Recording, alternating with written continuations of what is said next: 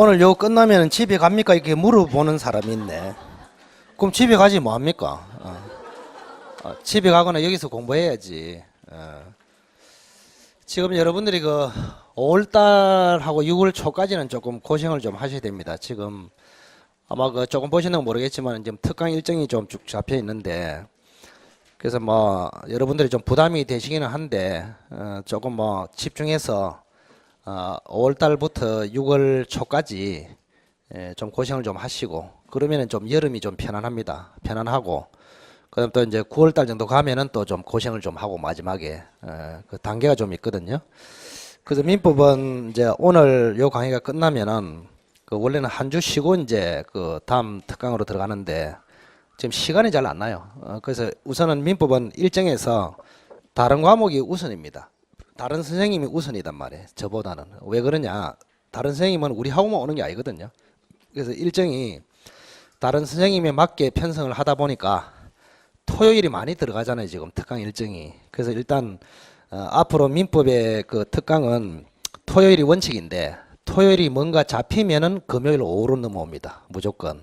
그 야간분들이 조금 이제 불리할 수도 있는데 뭐 해마다 그래 해왔으니까 좀 양해를 좀 해주시고, 그렇다고 해서 뭐 이렇게 뭐 밤에 12시 넘어서 할 수는 없잖아요. 그죠? 야간분들을 위해서 조금 양해돼야 될 상황이고, 그리고 이제 다행히 과거와는 달리 지금 어쨌든 제가 특강하는 거는 지금 유료 특강은 딱 2개 있거든요. 판례 특강하고 시험에 임박했을 때 최종 마무리하는 거 이틀 해주는 거, 그 2개는 유료고 나머지는 지금 무료로 지금 하고 있는데, 무료 특강은 어쨌든 간에 유료는 그 안 올라갑니다. 대원칙이. 그래서 다른 선생님한테도 동영상 올라갑니까? 이렇게 물어보면은 선생님이 속으로 바보다 이렇게 생각합니다. 전국적으로 유료 특강은 동영상으로 안 올라갑니다. 안 올라가고 제가 하는 거는 무료 특강은 동영상으로 올리겠단 말이에요. 그래서 일단 동영상을 올리면은 지난번에 말씀드린 대로 그것도 양해 사항인데, 여기에 오셔서 들으시면은 무료로 들을 수 있고, 동영상으로 올라가면은 여러분들이 막 접속하고 이러면은 그 서버라고 있어요. 그 용량이라는 게 있거든요. 그게 시스템 운영비가 있는데 그 운영비 때문에 일정 부분을 조금 부담해야 되는데 아마 지금 10,000원으로 좀 책정이 돼 있을 거예요, 앞으로. 그래서 민법의 무료 특강은 여기 참석하면은 그냥 듣고, 동영상으로 들으면은 하나의 특강마다 무조건 10,000원이다 이렇게 생각하시면 됩니다. 이번에 5번 한 거 있잖아요. 요걸 동영상으로 다시 한번 들으려면은 10,000원 내고 듣는다. 그리고 기간은 충분히 제가 주고 있습니다. 원래는 특강도 한 10일 정도 주거든요. 근데 30일 정도 이렇게. 다음에 이게 이제 또 세월이 흘러가면은 또 좀 희석이 될 수가 있잖아요. 그래서 시간을 충분히 줘가지고 여러분이 자기한테 좀 맞는 시간이 딱 생기면 그때 볼 수 있도록. 그 30일간 이 말은 내가 등록을 그 동영상에 해가지고 등록 시점부터 30일 동안 카운트가 됩니다. 아시겠죠? 그래서 여기서 오는 특강은 그냥 한번 들으면 끝이잖아요. 그 동영상은 이제 반복해서 들을 수도 있고 이런 장점도 또 있으니까 그 활용을 좀 하시기 바랍니다. 그리고 원칙은 그냥 참석해서 여기서 끝내는 게 제일 좋습니다. 뭐든지. 그래서 원래 한 주 쉬고 하는데 아마 공고를 보셨는 건 모르겠지만 그 민법 기출 특강은 지금 다음 주 금요일부터 바로 들어갑니다. 금요일 오후부터. 그래서 금요일 날 하면 5번 정도 될 것이고 토요일 날 하면 1번 정도 나올 거예요. 일단 그래서 이제 기출 특강은 6번이 기준인데 빠르면은 5번으로 끝나고 늦으면은 6번으로 하고 이렇게 됩니다. 지금 요거는 몇 번 했습니까? 5번. 그래서 항상 무료 특강은 5번 아니면 6번이다 이렇게 생각하시고, 하나의 주제마다 그 쟁점 특강은 이제 끝났고, 요 쟁점 특강의 취지는 이제 동기를 조금 아셔야 됩니다. 이거는 시험에 나올 만한 거를 제가 이제 딱 압축을 해가지고 지금 강의하는 거 아닙니까? 그죠? 그래서 800페이지 되는 교과서를 보기에 여러분들이 부담스러우니까 시험에 나올 만한 거를 이거 중심으로 이제 강의를 하는 게 이제 쟁점 강의인데, 요게 이제 기초가 딱 형성이 되면은 이제 기출 특강으로 기출 문제가 어떻게 나온지를 좀 분석을 해야, 그래야 우리가 대비가 된단 말이에요. 어떤 게 시험에 나오는지도 모르는데 뭘 하겠냐 이런 이야기입니다. 그죠? 그래서 문제로서 이제 우리가 분석을 해서 대비를 하는데, 특히 이제 민법 같은 경우에는 기출 특강, 다른 과목도 중요하지만은 기출 특강은 민법에 한해서 가장 중요합니다. 그래서 민법은 나올 만한 문제가 계속 나옵니다. 계속 나와요. 그래서 지금까지 분석을 해보면은 지금까지 출제된 기출 문제에서 한 50%가 다시 나온다 이렇게 생각하시면 됩니다. 50%. 그러니까 똑같이 나오지는 않습니다. 똑같이 나오지는 않는데 주제가 같단 말이에요. 주제. 이중매매 같으면은 이중매매. 그러면 이제 기출 문제에 나온 거를 이중매매를 딱 분석을 딱 해보면은 앞으로 예상이 된단 말이에요. 예상이. 이제 이중매매가 다시 출제되면은 이런 지문이 중요한 지문으로 등장할 것이다. 예상이 되는 것입니다. 그걸 이제 기출 특강 시간에 우리가 분석을 한다 이 말입니다. 단순히 답 내는 데 목적이 있는 것이 아니고 여러분은 답 내고 돌아와도 돼요. 여러분은 사전에 한번 보고 오시면 좋다 그랬죠. 그럼 여러분은 이제 이렇습니다. 여러분 특징이 이제 문제를 갖다 주면은 신기하게 잘해. 갖다 주면은 뭐 심각합니다. 막 싹 보고 있어요. 뭐 맞고 틀리고 하면서 막 머리도 때리고 하면서 이런 게 여러분의 현상이단 말이에요. 저는 답 내는데 치중하는 것이 아니고 기출 문제를 하나의 테마가 나오면 딱 분석을 해가지고 앞으로 이제 어떤 식으로 나올 것 같고 어떤 식으로 대비를 해야 된다 그런 식으로 이제 강의가 들어갑니다. 이렇게 기출. 뭐 답만 낼 것 같으면 그 뭐 강의를 말로 합니까? 그냥 여러분 혼자서 그 해설 보고 대조하면 되지. 그 선생이 하는 일은 답 내는데 목적이 있는 것이 아니고 기출 문제 중요한 문제를 분석해서 정리를 다시 한번 해주면서 앞으로 예측되는 문제를 우리가 다시 같이 한번 해보는 그런 식입니다. 그래서 하여튼간에 지난번에 말씀드린 대로 이 특강도 중요했지만 기출 특강은 이거보다 한 10배 정도 더 중요하다 이런 생각을 가지시고 하여튼간에 지금부터 6월 초까지는 고생이 좀 많다 이런 생각을 좀 가지시고 잘 따라오시면은 올해 안에 충분히 끝낼 수 있다. 그걸 이제 잘 못해가지고 올해 끝내기가 힘들어집니다. 대부분 다 가시면은 공부를 해보시니까 이 자신감에 의해서 학습 효과가 진행이 되거든요. 원래. 근데 나는 아무리 해도 뭐 시험만 치면은 20몇 점이다. 그러면은 자동적으로 포기가 돼버려요. 사람이. 뭐 공부를 좀 하면 뭔가 결과가 나와야 자꾸 공부를 하게 되잖아요. 그래서 대신에 민법은 개론하고 민법과 딱 비교를 해보면은 만약에 여러분이 4개월 동안 개론하고 민법과 똑같은 시간을 가지고 집중을 했어. 개론은 50점 나옵니다. 단기간에 이렇게. 민법은 절대 그게 안 돼. 민법이 20몇 점 이래 나와버립니다. 4개월 해봐야. 그래서 점수가 나오는 시점이 개론보다는 민법이 훨씬 늦어요. 이렇게. 최소한 6개월 정도 열심히 해야 점수가 이제 조금씩 나오기 시작한단 말이에요. 그래서 이게 우리가 전국적으로 보면은 좀 큰 학원들은 민법을 일주일에 2번 하는 학원이 꽤 있어요. 서울 같은 데는. 2번을 아예 한단 말이야. 일주일에 정규 수업을 2번을. 근데 우리 지방에서는 그런 게 없잖아요, 지금.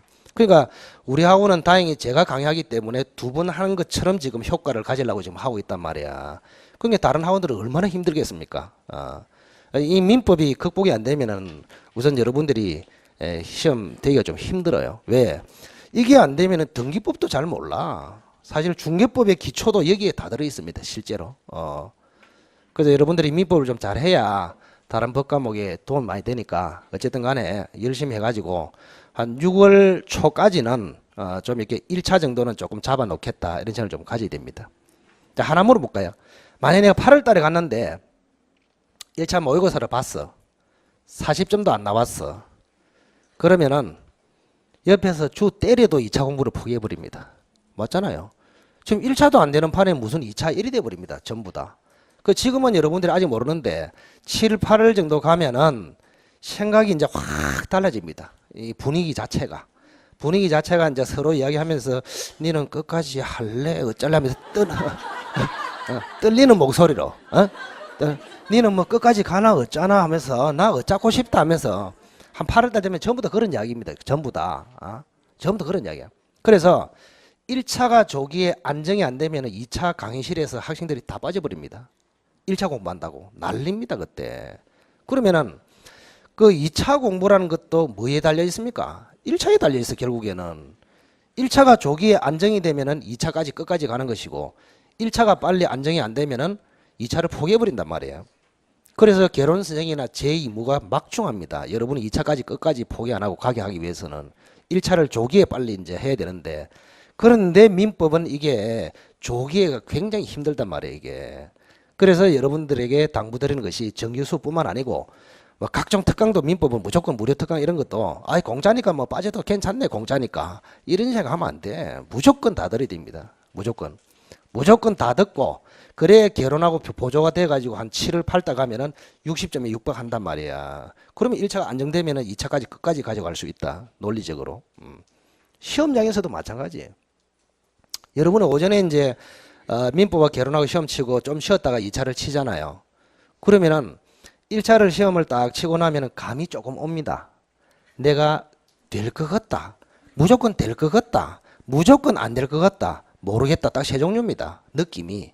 그러면은 무조건 될 것 같다. 이런 생각이 들면은 2차 시험에서 자신감이 확 생겨버립니다. 아, 이번에 끝내겠다. 이런 생각이 들어요. 근데 그게 아니고 내가 2차 공부가 제법 돼 있더라도 1차 시험을 쳤는데 오전에 안 될 수도 있다. 이런 느낌이 대뇌에 탁 박혀버리면은 2차 실력 발휘가 안 됩니다. 사람이 의지가 확 죽어가지고 실력 발휘가 안 돼요. 그래서 지난번에 농담삼 얘기했잖아요. 그 골치 아픈 공법을 풀고 있는데 민법의 76번이 자꾸 생각난단 말이에요. 오전에 친 거. 그거 맞춰야 됐긴데 하면서. 집중이 안 돼, 집중이. 그래서 어쨌든 간에 이 시험은 공인 중개사 시험은 어쨌든 1차가 중요하다. 중요하기 때문에 1차는 반드시 돼야 되고 또 조기에 안정을 시켜야 2차까지 끝까지 끌고 와서 종결을 시킬 수 있는 그런 시기이기 때문에 어쨌든 간에 앞으로 기출 특강이 한 6회 정도 실시가 될 텐데 그 아마 중요한 전환점이 될 것이다. 여러분한테는. 조금 빨라요. 사실은 이번에 기출 특강이. 예전에는 기출 특강 한 6월달 정도 했는데 조금 빨라. 지금 급해졌습니다. 마음이. 왜 그런지 아십니까? 작년에 1차가 너무 많이 됐어. 작년에 1차가 너무 많이 돼가지고 올해가 느낌이 별로 안 좋아. 난이도를 봤을 때. 작년보다 쉬운 거는 절대 아니고 첫째. 비슷하게 출제되면 좋을 텐데 더 어려워질 가능성이 매우 높다 이 말입니다. 작년에 1차가 워낙 많이 됐기 때문에 15,000명 됐습니다. 1차가. 그래서 이제 제가 이제 조금 땡겨가지고 1차를 조금 더 빨리 좀 안정시키려고 지금 노력하고 있는 중이단 말이에요. 판례 특강도 원래 6월 초에 했습니다. 근데 지금 일자를 보면은 5월 중순에 되어 있습니다. 조금 땡겼습니다. 민법을 앞으로. 그래서 여러분들도 그런 걸 좀 이렇게 취지를 잘 따라서 조금 빨리 좀 안정을 시켜야 되겠다 이런 생각을 가지고 좀 잘 따라오시기 바랍니다. 좀 이런 대신에 여러분이 부담이 될 수도 있어요. 왜? 아직 뭔가 실력이 덜 됐는데 기출이나 판례 특강을 해버리면은 좀 부담스러울 수도 있거든. 그런 단점도 있는데 시기적으로 봤을 때 다시 한번 하고 빨리 하고 여러분이 계속 그 다음에 판례집이나 이런 걸 수시로 보게 되고 그래야 이제 좀 빨리 조기에 안정되니까 어쨌든 그런 취지로 좀 앞당겼다 이런 것을 좀 이해를 하시기 바랍니다. 그 다음 주 금요일부터는 하여튼간에 그 기출 문제 풀이할 때는 요 쟁점 특강하고 달리 여러분들의 자세가 뭐냐? 그 6번 정도 한다 생각하면 대충 나눌 수 있어요. 이렇게 대충 한 번 강의할 거를 미리 한번 뭐요? 풀어보고 오이란 말이에요. 풀어보고 오면은 여기서 해소가 다 되도록 그렇게. 그래서 하여튼간에 금요일 날 한 6번 정도 잘 따라가시면은 조금 민법에는 중요한 전환점이 될 것이다 이렇게 생각을 하시고 부담은 갖지 마. 기출 문제 해봐야 내나 우리가 하는 겁니다 지금. 하는 건데 여러분이 이제 기출 문제로서 어떻게 출제가 되는지 그걸 한번 분석을 해보자 이런 이야기죠, 그죠? 잘 좀 하시기 바랍니다. 겁내지 말고, 겁내지 말고, 겁내고, 겁내고. 자, 107페이지 가담부 보겠습니다. 우리가 가담법이 나오면 우선 여러분들이 가등기에 대해서 좀 알아야 됩니다. 가등기는 크게 두 종류가 있다. 여러분들 등기법에서 배우는 순위보전의 가등기하고 여기서 담보가등기하고 그 담보가등기는 가등기 담보법에서 배우고 민법에서 배우고 순위보전 가등기는 등기법에서 배웁니다. 등기법에서 배우지만은 지난번에 민법 시간에도 잠시 터치를 했죠, 그죠? 필요한 부분은 자 여기서는 담보가등기에 대해서 자 107번 보겠습니다. 가등기 담보 등에 관한 법률, 예약 가담법, 가담법의 적용 요건, 시험에 나올 만한 게 적용 요건입니다. 첫째. 그래서 가담법이 적용되려면은 요런 그림이 딱 필요하단 말이에요. 자, 똑같이 그리겠습니다. 지난번에. 집이 5억짜리가 있습니다. 그 주택임대차나 상가임대차보다는 가담법이 여러분에게 훨씬 어렵습니다. 왜? 평소에 접하지를 못하거든. 주택임대차 이런 거는 많이 들어봤어. 어쨌든. 자, 그래서 이거는 좀 잘 좀 정리를 해야 된다. 자, 그래서 일단 을 쪽에서 1억을 지금 빌려줬거든요. 1억을 빌려줬다. 그러면 1억을 빌려줬다. 이거를 계약으로 보면은 뭐랍니까? 소비대차. 소비대차 계약이라 한다. 이 말입니다. 그러면 이게 이제 채권으로 보면은 뭐요? 빌려준 채권. 을의 입장에서는 대여금 채권을 가집니다. 대여금 채권. 그럼 갑에게는 뭐랍니까? 빌린 돈을 뭐랍니까? 차용금이라 합니다. 차용금 채무. 자, 계약으로 보면은 소비대차 계약. 그 다음에 채권자 입장에서는 대여금 채권, 채무자 입장에서는 차용금 채무 이래 부릅니다. 요게 전제가 돼야 가담법이 적용된단 말이야. 자, 그러면은 이 집에다가 담보 차원에서, 그죠? 담보 차원에서 가등기를 지금 한다 이 말입니다. 가등기. 가등기를 3월 1일 날 했습니다. 지금. 그럼 좀 전에 가등기는 두 종류로 했습니다. 순위보전 가등기 하고 뭐하고 담보 가등기. 여기는 무슨 가등기? 담보 가등기. 그래서 등기부를 보면은 담보 가등기인지 순위보전 가등기인지 몰라요. 그냥 가등기 이름은 돼 있습니다. 그래 뭘 보고?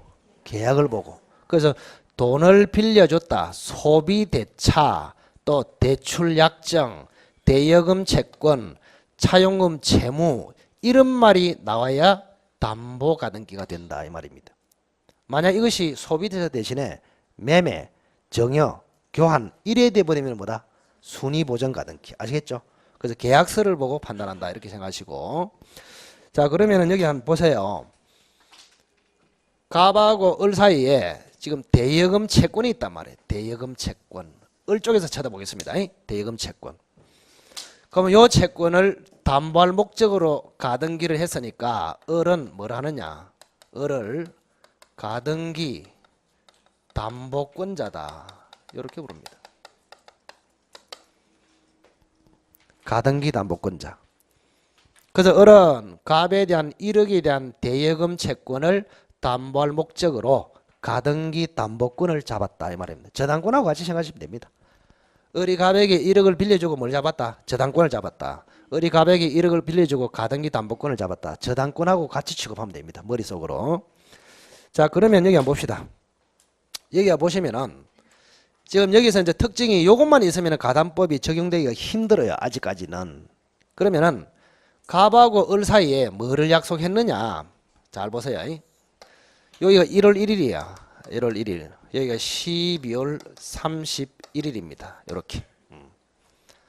그러면은 만약에 갑이라는 사람이 을에게 1억을 못 갚으면은 요 집을 가지고 대신 갚기로 했단 말이에요. 대신 갚기로. 이걸 뭐랍니까? 대물변제. 예? 그래서 만약에 12월 31일 날 갚아야 되는데 못 갚았어.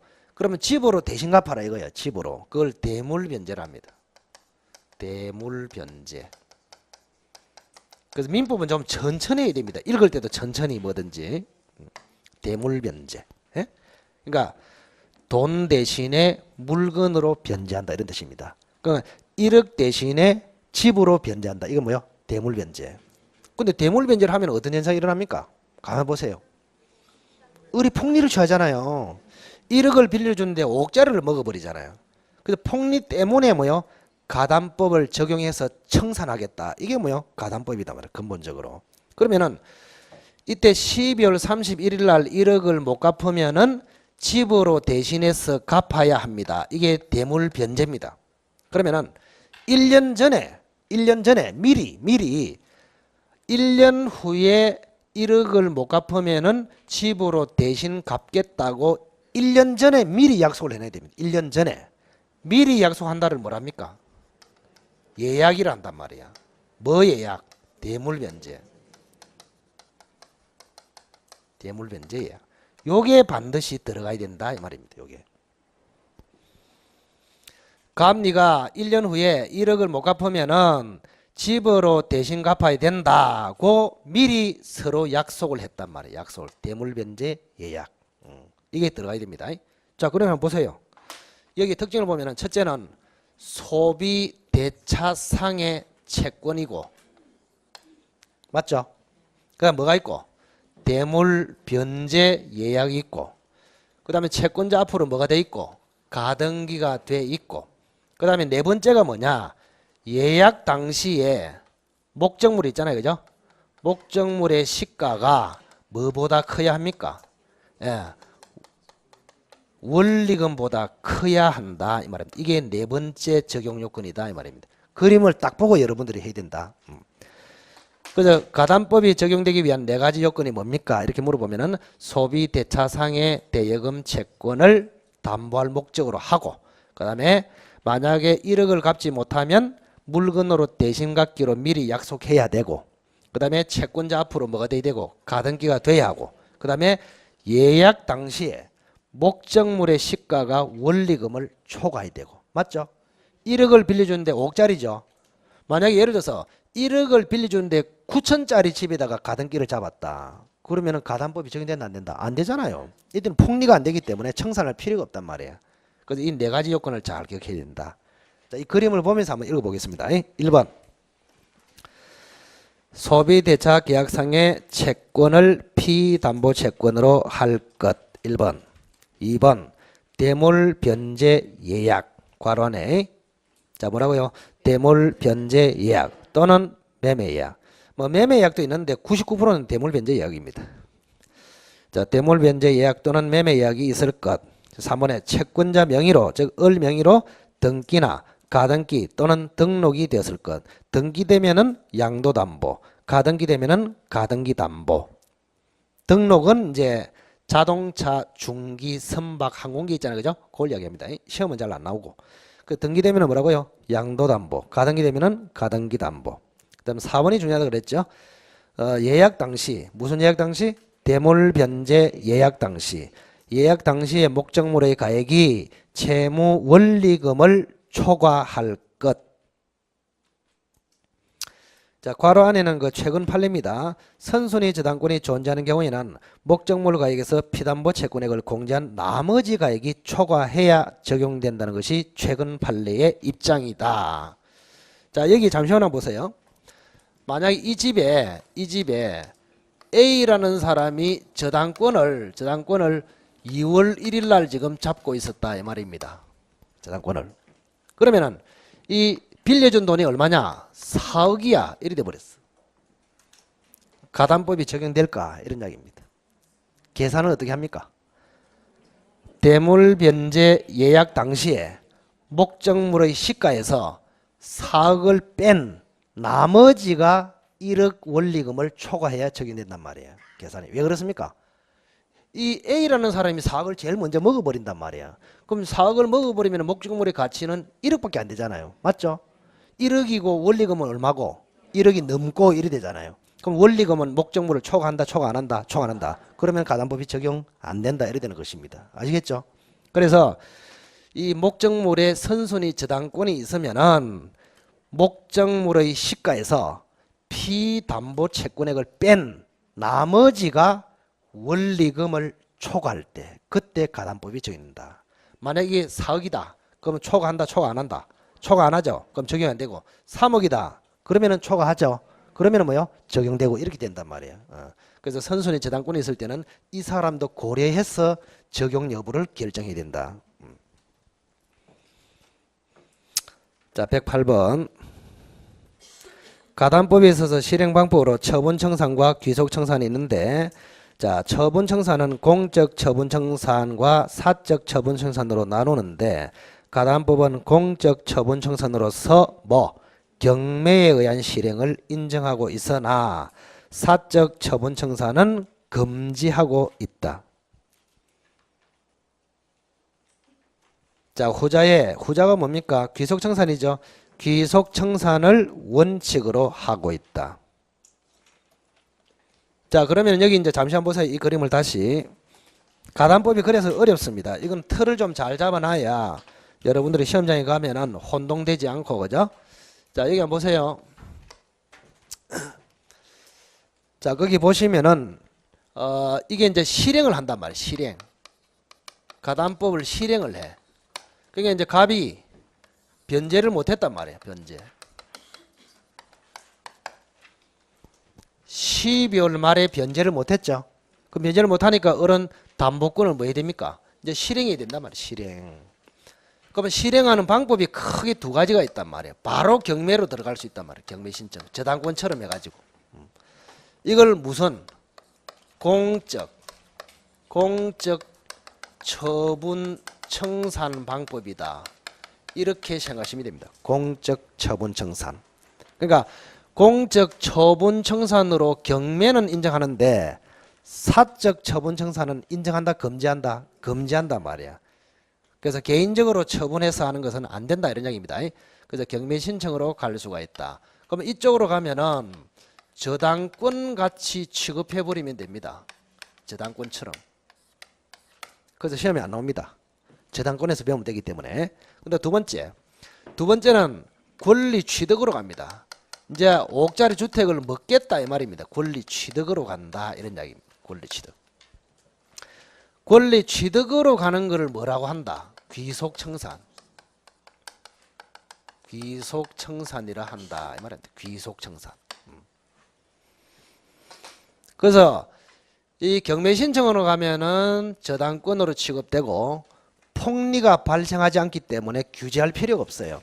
그런데 요걸로 가버리면 어떻게 됩니까? 을에게 소유권을 귀속시키고 나머지를 청산해 준다 이래 되거든요. 그게 귀속청산이단 말이에요. 근데 을에게 청산 절차가 필요 없고 바로 귀속만 시켜버리면 어떻게 됩니까? 을이 폭리가 돼버리잖아요.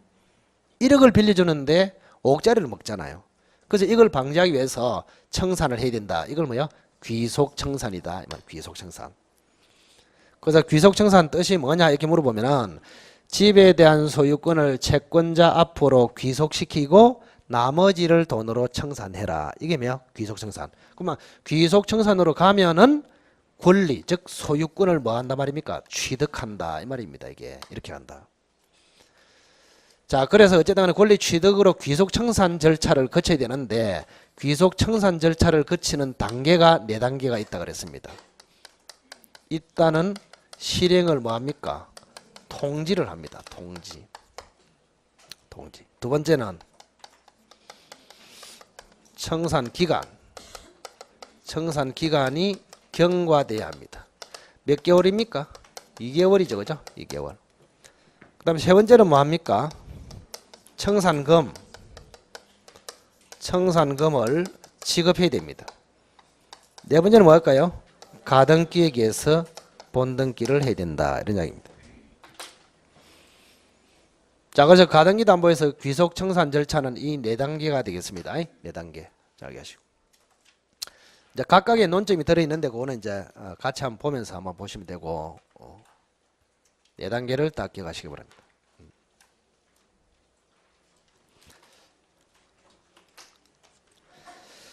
자, 그래서 48페이지 108번 보겠습니다. 108번. 경매는 써놨죠?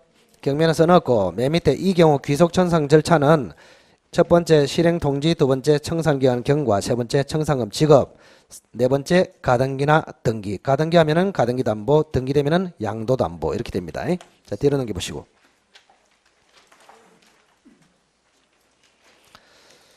자, 1과 관련해서 1이 뭡니까? 실행통지죠. 자, 실행통지 1번. 실행통지는 청산 금액을 채무자 등과 뭡니까? 셋째 이름 뭐가 들어갈까? 잘 봐야 됩니다. 자, 제가 다시 한번 읽을게요. 실행통지는 청산금을 채무자 등과 괄호 안에 누구? 후순위 권리자. 그래서 실행통지는 누구에게 합니까? 그러면은 청산금액을 채무자 등과 후순위 권리자에게 통지하는 것이다. 선순위 권리자에게는 통지해야 된다 할 필요 없다? 할 필요 없습니다. 그래서 괄호 안에 보시면은 선순위 권리자는 청산금에 대하여 그 지급을 청구할 수 있는 자가 아니기 때문에 그에게는 통지해야 된다? 안 해야 된다? 안 해야 된다. 그래서 통지의 상대방을 기억을 잘 하시기 바랍니다. 자, 뭐를 통지합니까? 청산금을 누구에게 통지합니까? 채무자 등과 후순위 권리자. 채무자 등에는 누가 들어갑니까? 채무자, 물상보증인, 제3취득자 이렇게 들어갑니다. 자, 채무자, 물상보증인, 제3취득자 이걸 한 번에 채무자 등 이렇게 합니다. 자, 실행통지는 청산금액을 채무자 등과 후순위 권리자에게 통지하는 것이다. 채무자 등은 채무자, 물상보증인 제3취득자. 선순위 권리자는 청산금에 대해서 지급을 청구할 수 있는 자가 아니므로 그에게 통지는 제외된다. 기억하시기 바랍니다. 그리고 청산금액은 어떻게 계산합니까? 괄안에 다시 나오네요. 청산금액 계산. 목적물의 가액에서 뭐를 뺀다? 피담보 채권액을 뺀다. 목적물의 가액에서 피담보 채권액을 뺀다. 근데 피담보 채권액은 뭐예요? 채권액 및 선순위 권리자의 채권액. 거기까지입니다. 선순위 권리자. 괄호가 조금 헷갈리게 돼 있네. 계산 여기 한번 보세요. 청산금. 그래서 청산금이 뭡니까? 이렇게 물어보면은 뭐라고? 자, 목적물의 가액이 있잖아, 그죠? 목적물의 가액에서 뭐를 뺀다? 피담보 채권액. 피담보 채권액을 뺀다. 근데 피담보 채권액이란 말은 두 가지가 포함되어 있단 말이야. 채권액 플러스 뭐요? 선순위 권리자의 채권액. 여기에 포함되어 있다. 이런 이야기입니다. 이렇게. 그래서 만약에 목적물의 가액이 5억이다. 그죠? 채권액이 지금 1억이다. 선순위 채권액이 5천이다. 그럼 청산금은 얼마입니까? 3억 5천이다. 이런 얘기입니다. 이런 거 관점을 좀 가지고 있어라 이 말입니다. 그래서 청산금이란 통지 당시의 목적물의 가액 빼기 채권액 선순위 채권액. 채권액도 빼고 뭐도 빼고 선순위 채권액도 빼고. 근데 채권액 플러스 선순위 채권액 이걸 합해서 피담보 채권액 이렇게 부르기도 한다 이런 이야기입니다. 그 괄호를 알아서 잘 치기 바랍니다. 괄호가 좀 헷갈리게 되어 있네. 그래서 청산금액 가지고 괄호 안에 목적물의 가액에서 피담보 채권액을 뭐 한다 해놨습니까? 뺀다 이렇게 해놔야지, 그죠? 목적물의 가액에서 피담보 채권액을 뺀다. 근데 피담보 채권액이란 해가지고 채권액 및 뭐요? 선순위 권리자의 채권액. 이렇게 선순위 권리자의 채권액. 괄호를 제가 잘못 쳐가지고 그냥 여기 썼습니다. 이렇게 한 번 더. 알았어.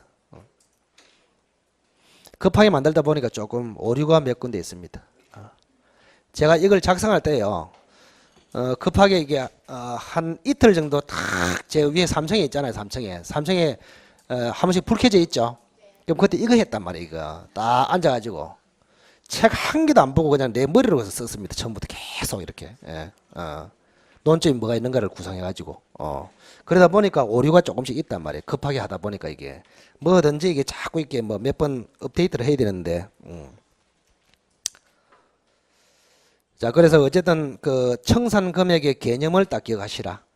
통지 당시의 목적물의 가액에서 뭐를 뺀다? 피담보 채권액을 뺀다.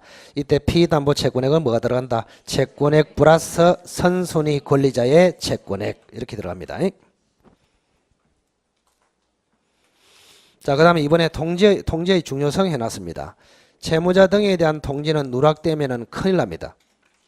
채무자 등에 대한 통지는 누락되면은 실행 절차가 무효가 되나 후순위 권리자에 대한 통지는 그리 중요하지 않습니다. 따라서 누락되더라도 그 자에게 대항할 수 없을 뿐이다. 자, 크게 봐서 통지는 누구한테 한다? 채무자 등에게 하고 후순위 권리자에게 하죠. 누구한테 하는 것이 중요하다? 채무자 등.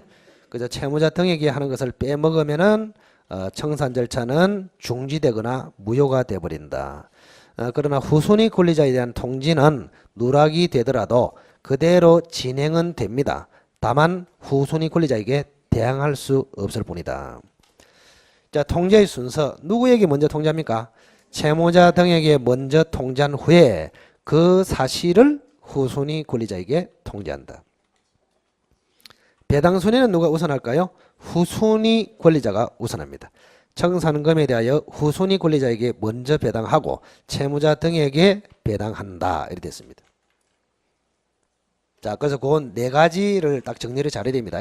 그거는 지문에 반드시 등장한다. 이렇게 생각하시고.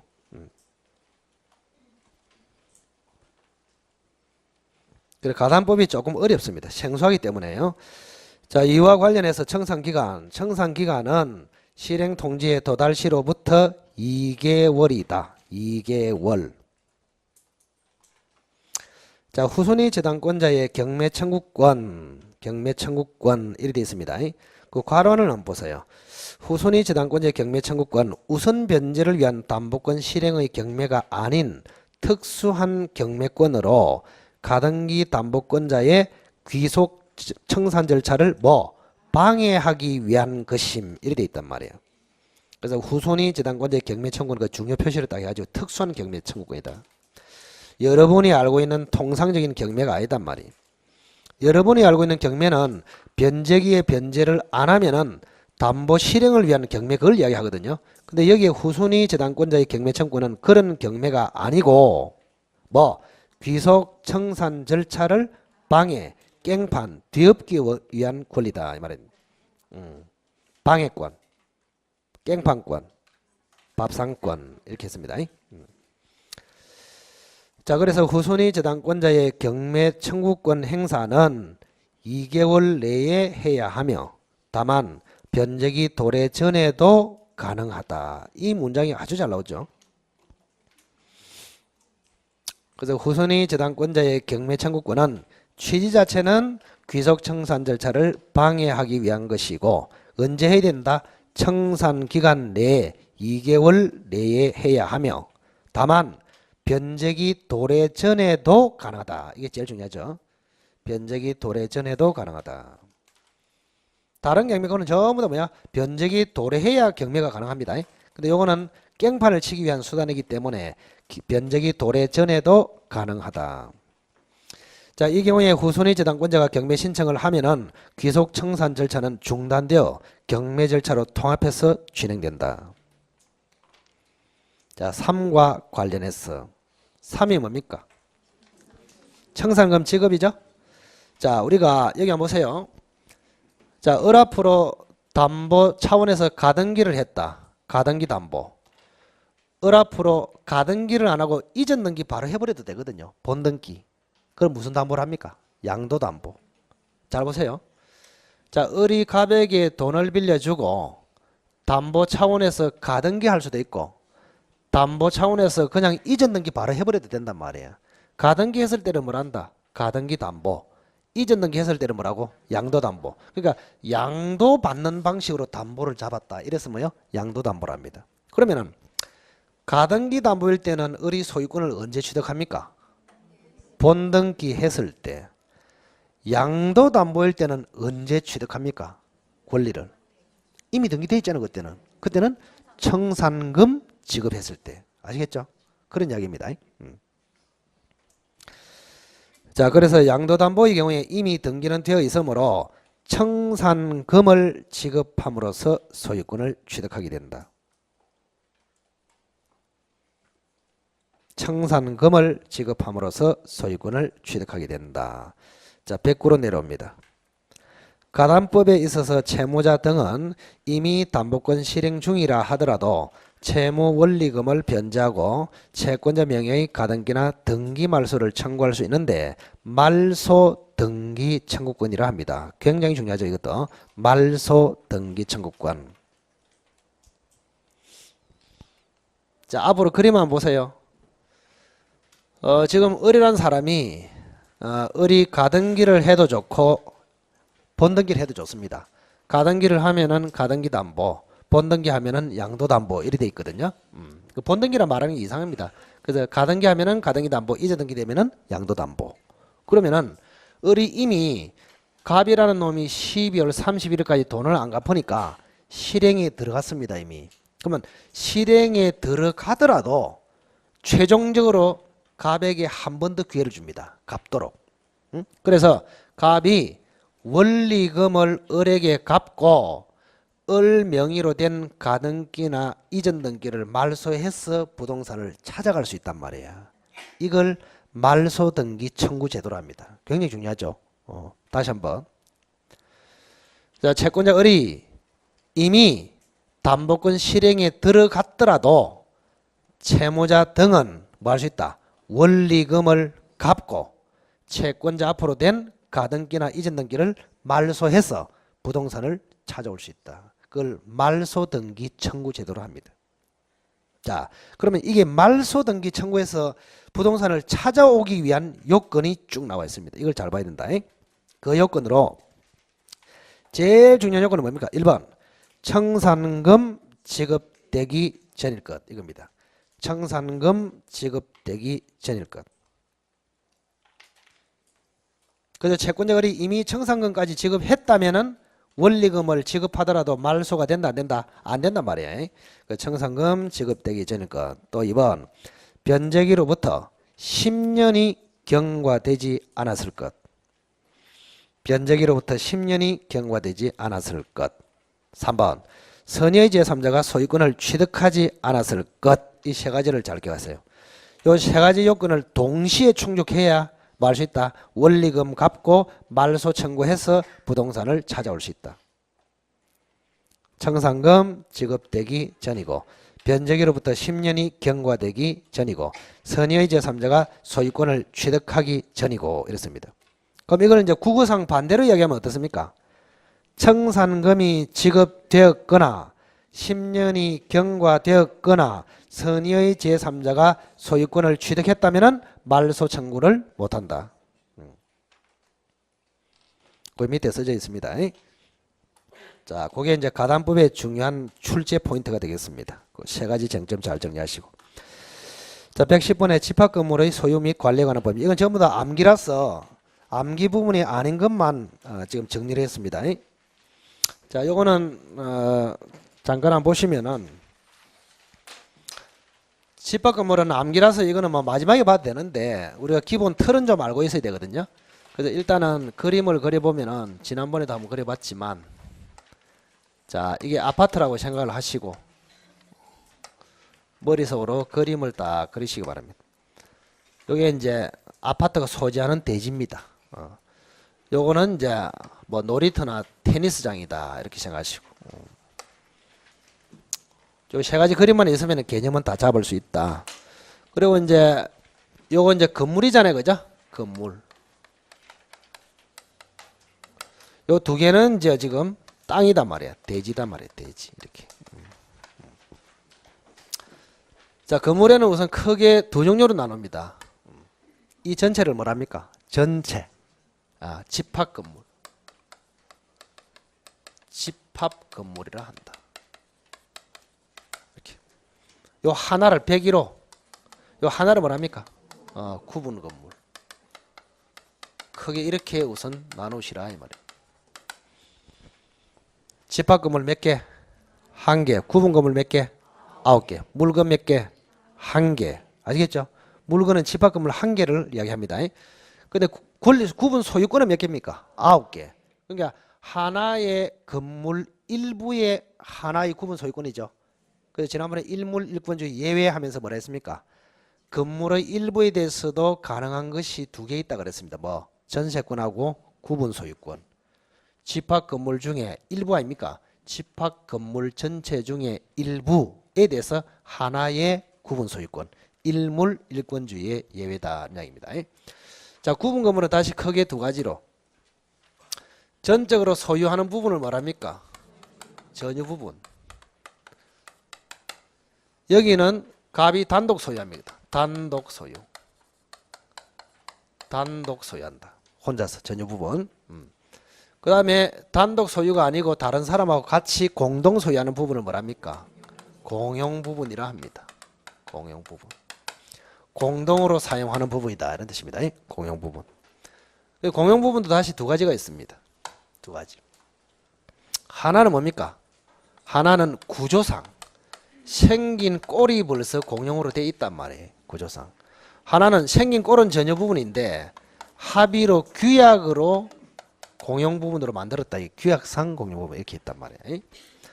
요거는 다른 말로 뭐라 할까요? 법이 정해놓은 공용 부분에 대해서 법정 공용 부분 이렇게 부릅니다.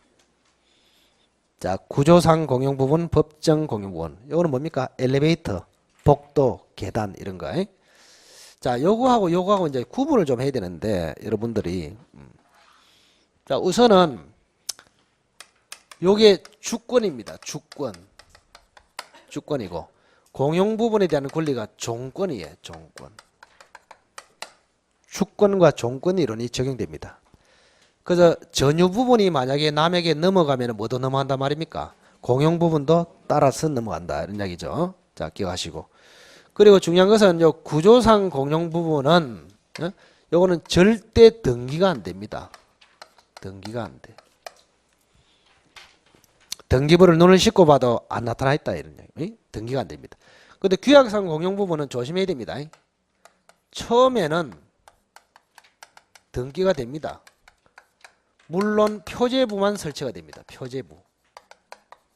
표제부만 설치가 됩니다. 이렇게. 처음에는 등기되다가 그 다음에 이제 저 집이 팔렸어. 그럼 이제 물권 변동된다 이 말 아닙니까? 물권 변동에 따른 등기는 된다 안 된다? 이거는 안 된단 말이에요. 이건 필요 없단 말이에요. 뭐만 등기하면 되기 때문에 전유부분만 등기를 딱 해주면은 뭐야? 이 규약상 공용 부분도 바로 따라서 넘어갑니다. 그 규약상 공용 부분은 따로 이전 등기 해줄 필요가 있다 없다? 없습니다. 그래서 물권 변동 즉 이전 등기는 안 한단 말이에요. 최초에만 뭐요? 표제부만 설치하는 등기만 합니다. 조심하시고. 그 다음 대지도 종류가 있네요. 대지. 자, 아파트가 소재하고 있다. 이걸 법정대지라 합니다. 소재하고 있다. 법정대지. 아파트 소재와 관련이 없다. 규약대지. 이렇게 부르고. 그 다음 처음에는 요 아파트가 소재는 아파트가 일부가 멸실됐어. 멸실된 부분의 대지. 이걸 간주규약대지라 합니다. 용어만 우선 기억하세요.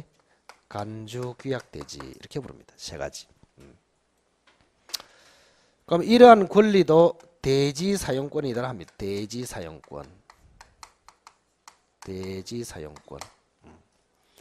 그러면 단독 소유권은 아까 뭐라 했습니까? 주권이라 했죠. 그 다음에 공용 부분에 대한 권리, 그 다음에 대지에 대한 권리. 요거는 단독입니까? 공유입니까? 공유입니다. 공유. 그래서 여기 갑이 산다면은 갑의 입장에서 딱 보면은 전유 부분은 지 혼자 소유하고 공용 부분은 공유 뭐를 가집니까? 지분권을 가진다. 대지 부분도 역시 마찬가지로 공유 지분권을 가지죠. 그죠? 공유 지분권을 가진다 이 말입니다. 이런 원리를 조금 기억을 하셔야 된다. 원리. 자, 그리고 이제 잘 보시면은 하나가 이제 보시면은 만약에 이제 이 갑이라는 사람이 갑다시한테 집을 팔아먹는단 말이에요. 이렇게. 자, 팔아먹을 때 우선 뭐를 등기합니까? 전유 부분에 대해서 이전 등기 해주죠. 그런데 공용 부분에 대해서 이전 등기 한다 안 한다? 안 합니다. 안 합니다. 이전 등기. 공용 부분 중에서 뭐만 규약상 공용 부분만 최초에만 등기한다 그랬잖아요. 그 이후에는 등기한다 안 한다? 안 한다. 이런 이야기입니다. 자, 그러면 이제 갑이 갑다시에게 전유 부분 101호를 1억에 팔았습니다. 1억에 팔았는데 딸려 넘어가는 게 있단 말이에요. 공용 부분하고 대지 부분하고. 그래서 전유 부분은 주권이고 공용 부분하고 대지 부분은 종권이고 주권이 갑다시에게 넘어가면은 종권도 따라서 넘어갑니다. 이걸 이제 우리가 일체성의 원칙이라 합니다. 일체성의 원칙.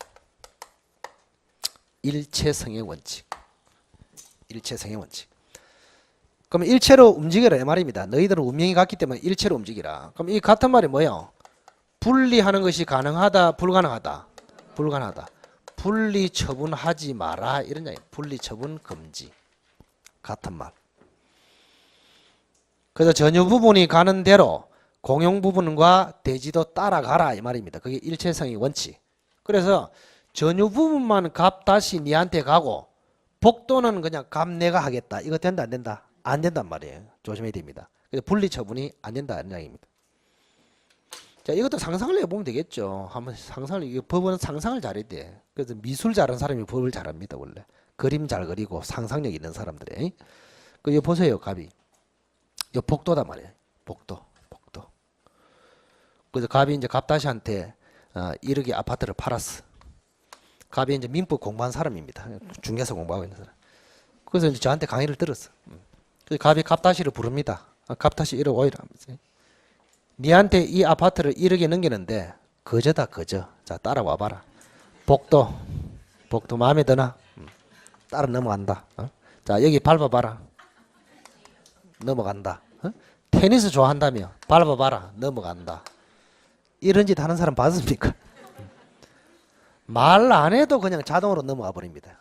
왜? 종권이기 때문에. 그래서 전유 부분만 갑다시에게 넘어가면은 공용 부분, 대지 부분 이런 거는 한꺼번에 넘어가 버립니다. 소유권 권리 자체가. 자, 그래서 어쨌든 간에 지금 전유 부분하고 공용 부분하고 대지 부분은 일체성을 이루고 있다. 분리 처분이 안 된다. 근데 분리 처분 되면은 이제 큰일 납니다. 한번 보세요. 한번 해볼까요? 갑다시한테 야, 전유 부분만 니한테 이렇게 팔게. 대신에 복도는 내 할게. 이렇게 됐단 말이야. 그럼 복도 없으면 들어가지도 못해요. 복도는 갑이 가지고 있고 갑다시는 어디로 들어간단 말입니까? 자기 집에. 그 말이 안 되잖아요. 그래서 전유 부분하고 복도, 즉 구조상 공용 부분은 반드시 뭐요? 같이 움직이게 됩니다. 같이. 그걸 절대적 분리처분 금지 이렇게 합니다. 절대적 분리처분 금지. 근데 전유 부분하고 대지 부분은 분리처분이 금지되는데 예외적으로 전 주민이 합의를 하면은 분리처분이 가능합니다. 그래서 상대적 분리처분 금지 이렇게 부릅니다. 차이가 있습니다. 자, 다시 한번 보세요. 세 종류가 있죠.